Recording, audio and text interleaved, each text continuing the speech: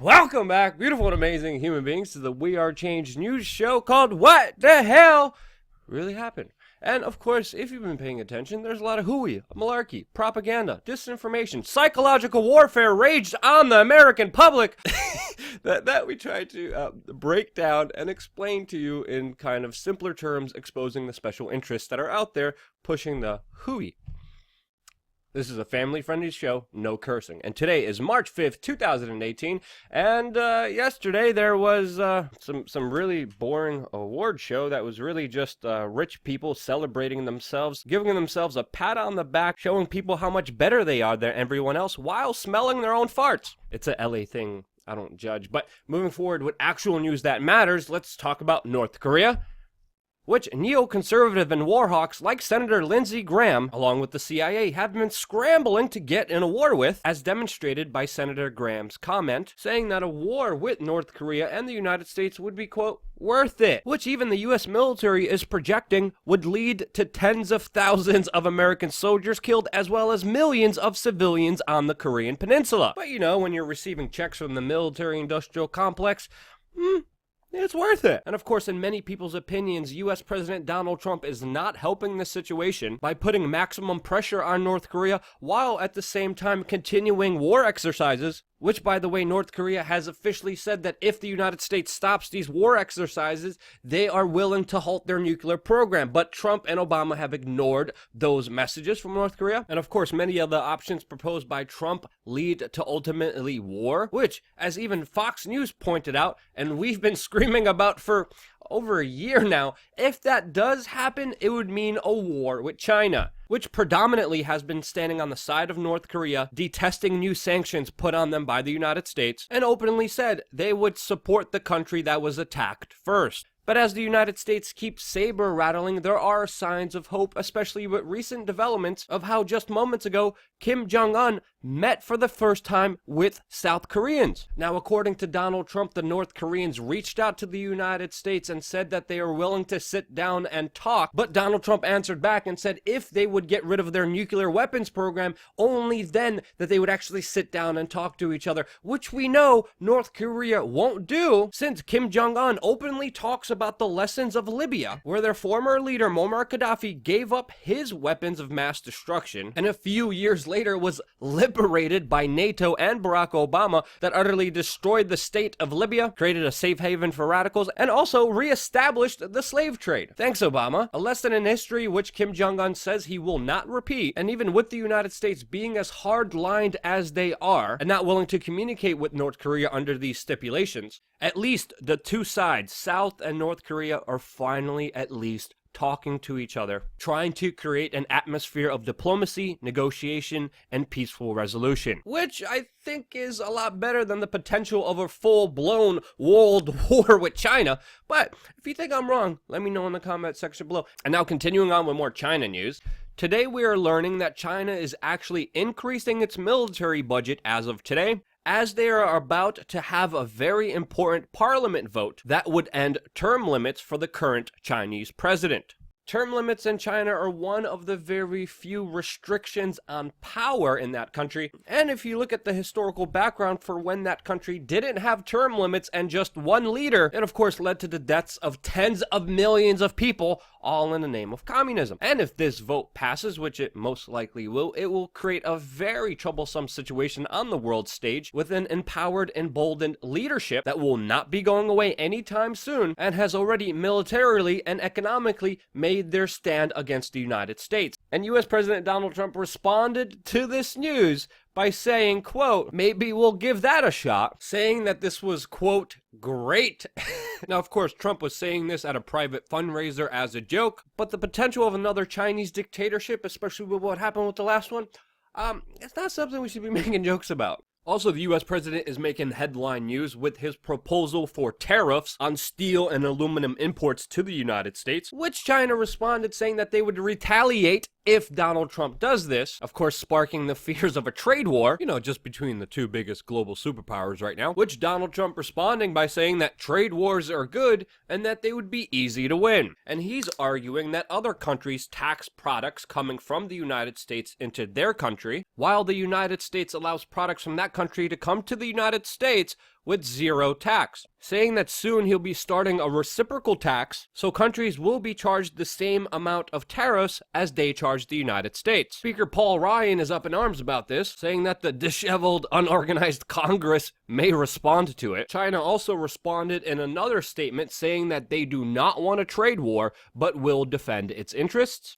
And Trump's just doubling down. Also, interesting fact, did you know that the US government was predominantly funded by tariffs ever since its start all the way up till 1913? Special credit if you know what happened that year. But ultimately, I just wanted to leave it up to you. What do you guys think? Is Trump wrong or right on this issue? I'm very interested to see what you guys think in the comment section below, which I always address, usually for the first hour that this video is up. And now in other pointless government funding news that shouldn't be funded, the United Kingdom took 13 minutes to double the royal family's income and approve a £360 million refurbishment of Buckingham Palace, a place that previously before had a job description called Groom of the Stool. Don't Google that if you're eating. And this news is ridiculous for a number of reasons. One is the royal family is supposed to be symbolic, which we all know that they're really not. And two, this is happening as in the United Kingdom, a recent expose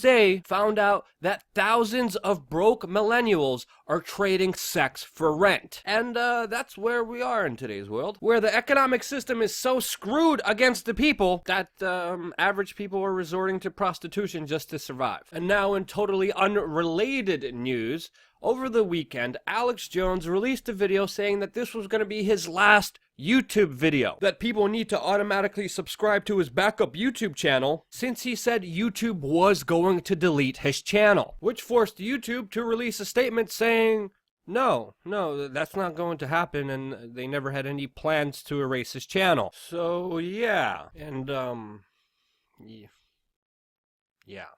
Now don't get me wrong, the YouTube purge is still happening, with YouTube recently hiring over 10,000 people to help screen, shadow ban, and delete what they call inappropriate content. And we've seen many legitimate alternative news channels fall prey to this, with the latest one being the Health Ranger, with other alternative media organizations out there. Interestingly enough, YouTube has actually reinstated InfoWars' DC bureau chief's YouTube account. But just to be clear here, Google, Facebook, and Twitter all are government-supported monopolies, not only with seed money, but also tax breaks that gives them an unfair advantage on their competition, and has throughout the years that has made them so powerful, with even Barack Obama saying there would be no Google without the US government, and they are platforms for mass communication that no other company could perform the task for. And with those companies bowing down to the corporate overlords, and as a society, us regressing back to a media consolidation model of information, I think the case is a very strong one that these companies are public utilities, and not just private companies who are allowed to do whatever they want because it's their service. And I think it's pretty clear that these companies do have a clear political bias and also a corporate monetary incentive that wants and has been purging out any alternative voices against them, their ideology, and their bottom line. This is what the whole fake news psyop is all about. And ultimately, if we really cared about fake news, we would go after, especially all these media companies, they would go after all the government troll farms out there, which admittedly almost every country uses in order to sway public opinion online. And recently, even the US State Department is spending $40 million of your taxes in order to have fake followers and a fake engagement and a fake positive engagement with people online, all artificially created for PR propaganda purposes. You deal with that, you deal with fake news. But reflecting back, as independent media, we have to be better than the mainstream media.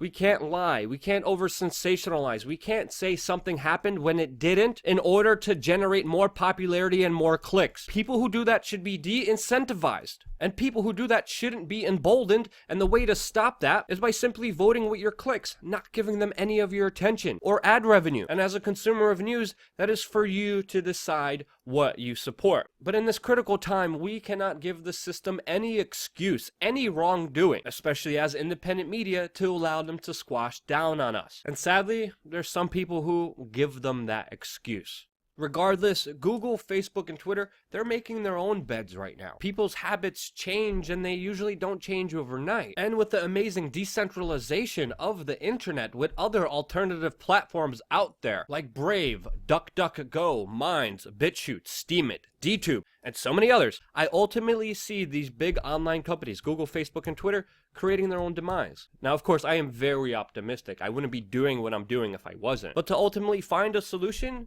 you first have to believe in it. And that's what makes me happy, and not in a low vibrational fear frequency that stresses you out, causes anger, conflict, and really only creates more problems instead of solving them. So go out there, people, be happy, like Dianne Feinstein when Donald Trump is talking about gun control. Letting go of that fear and focusing on the actions that you could take. And the smallest actions do line up, because if it wasn't for you guys on Patreon supporting and donating to this channel, I wouldn't be here. And the only reason I am is because of you. And that's why I love you guys. Thank you again so much for watching. Stay tuned for more.